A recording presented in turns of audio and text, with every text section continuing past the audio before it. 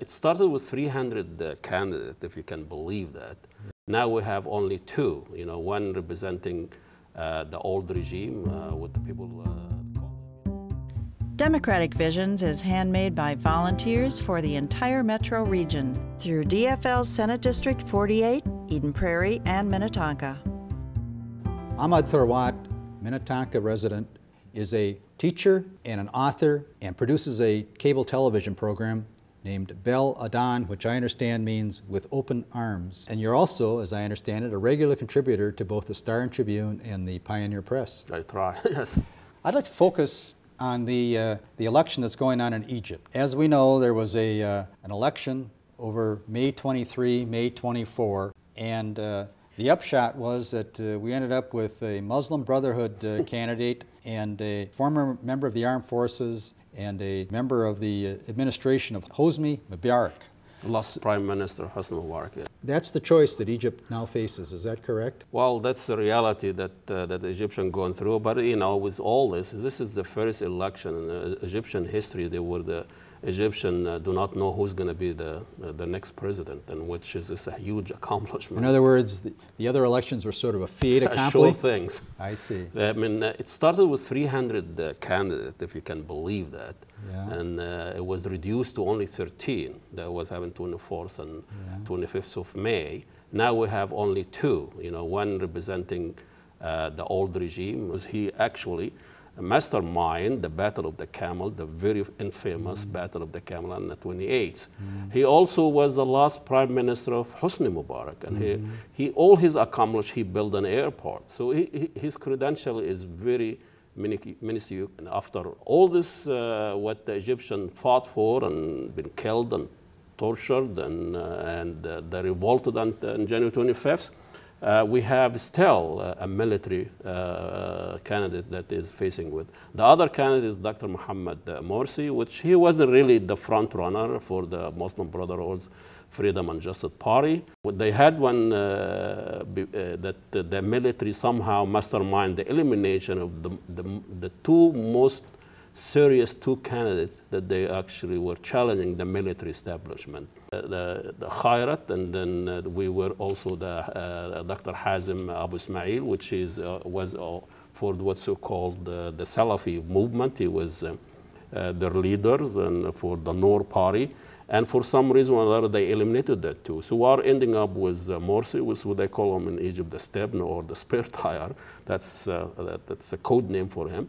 So between them, you add those votes together, you get half of the people didn't vote for either one of them. Is that correct? Yeah, exactly. A lot of people are not happy with the choices they are facing, but they have to make the choice in the middle of June. And that's a lot of things going to happen in the next few weeks, and what alliance is the Brotherhood they're going to have with the left, because the left really showing Hamdi Subehi, which he was the candidate of the left, he really was a surprise for everyone. It was like the Obama of Egypt, and he really galvanized the youth and the young and the revolutionary folks, and he got almost 20%.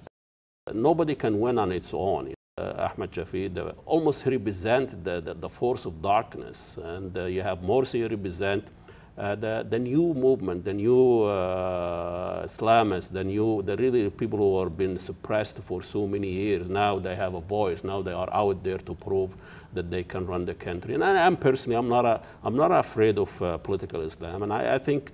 Why is that? I mean, no one, I wouldn't think, would be of the mind that political Islam is democratic, is it?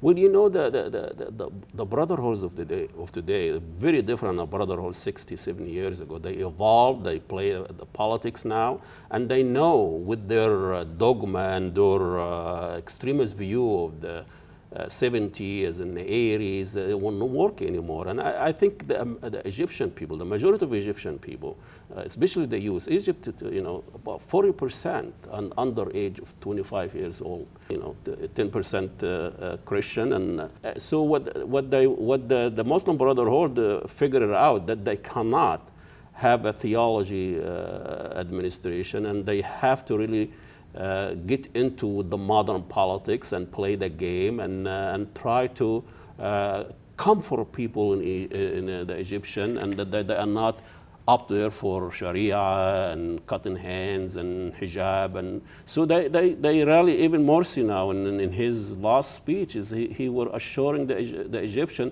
he might hire his prime minister will be a Copt.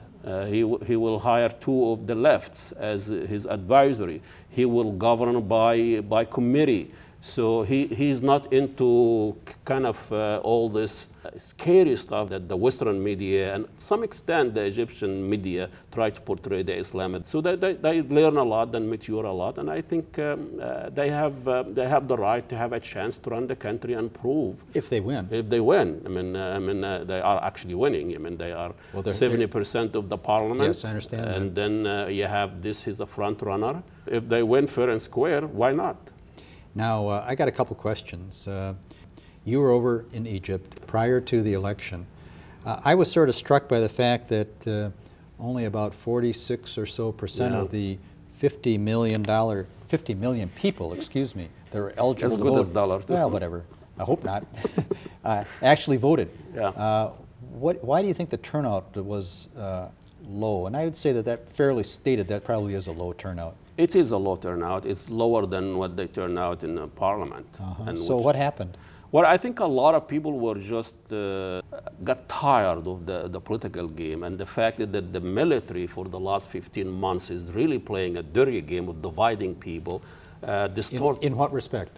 He just discredit and distorting the whole revolution and make majority average Egyptian who just want a job and want to raise his family and he wants dignity, you know, to make a living and portray the revolution as bunch of troublemaker, young, they don't care, the Facebook, you know, the Kentucky Fried Chicken people, they are sassy, they don't really care and are irresponsible, and a lot of people were. They were for the revolution in the beginning. They really turned on the revolution. People on the street, they just want to, I mean, in my house, in my street alone, there is a tank, there is demonstration, there's a police, and people just got fed up with this and tired, and they stayed home, and they didn't think the revolution was working for them. Do you subscribe to the point of view that the military favors Ahmad Shafif?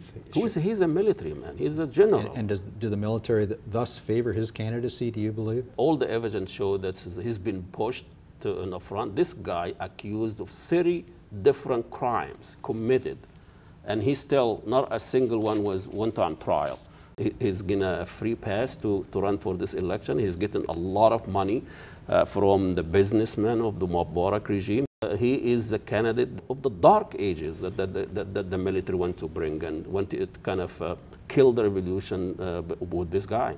The second question I have, Ahmad, is do you think that was the vote fair and open?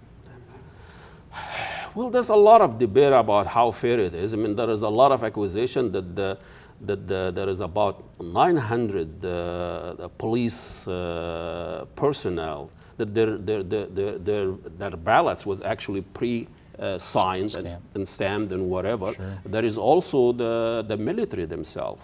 In a word, are you optimistic about I think I'm the future of Egypt going forward? I'm very optimistic. You know, when I was in Egypt and walking the street, what you find out, people are not afraid of the government anymore. The government are the one who's afraid of the people, and I think this is a good thing. Ahmad, thanks for coming by. Thank you. That's it for now. We'll see you next time. Democratic Visions is handmade by volunteers through DFL Senate District 48, Eden Prairie and Minnetonka. Lori Pryor, Chair.